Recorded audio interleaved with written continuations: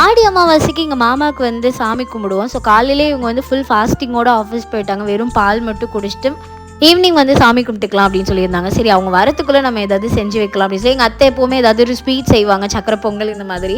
So எனக்கு சக்கரை பொங்கல் அந்தளவுக்கு செய்ய தெரியாது. அதனால் நான் வந்து பருப்பு பாயசம் செய்யலாம் அப்படின்னு சொல்லிட்டு யூடியூப்பில் பார்த்தேன். அப்போ வந்துட்டு தால் பாஸ்மதி கீர் அப்படின்னு சொல்லிட்டு ஒரு இது போட்டிருந்தாங்க. நல்லா இருந்துச்சு பார்க்குறதுக்கு. ரெசிபியும் ரொம்ப ஈஸியாக இருந்த மாதிரி இருந்துச்சு. அது புதுசாக இருக்கும் இல்லையா, அதனால் நம்ம ட்ரை பண்ணி பார்க்கலாம் அப்படின்னு சொல்லி நான் ட்ரை பண்ணி பார்த்தேன்.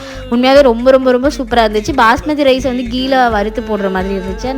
எங்கள் மாமாவுக்கு வந்து நிறைவாக நாங்கள் வந்து சாமியெல்லாம் கும்பிட்டு முடிச்சிட்டோம். ஒரு சிலர் தான் நம்மளோட லைஃப்பில் முக்கியமான மொமெண்ட்டில் இவங்க நம்ம கூட இருந்திருந்தால் நல்லா இருந்திருக்குமோ அப்படின்னு தோணும் இல்லையா, அதே மாதிரி தான் இவங்க. என்னோட ஹஸ்பண்டோட அப்பா. இவங்களை நான் பார்த்ததே இல்லை. ஆனால் நான் ஊருக்கு போகும்போது எல்லாரும் வந்து இவங்களை பற்றி சொல்லும் போதும் சரி, இவங்களோட லைஃப்பில் நாங்கள் அடுத்தது அப்கிரேட் ஆகும்போதும் சரி, அப்ஸ்ன்னு வந்தாலும் சரி, டவுன் வந்தாலுமே சரி, இவங்களை நாங்கள் நிறைய இடத்துல நான் பர்சனலி மிஸ் பண்ணியிருக்கேன். இவங்க இருந்திருந்தால் நல்லா இருந்திருக்குமோ அப்படின்னு சொல்லிட்டு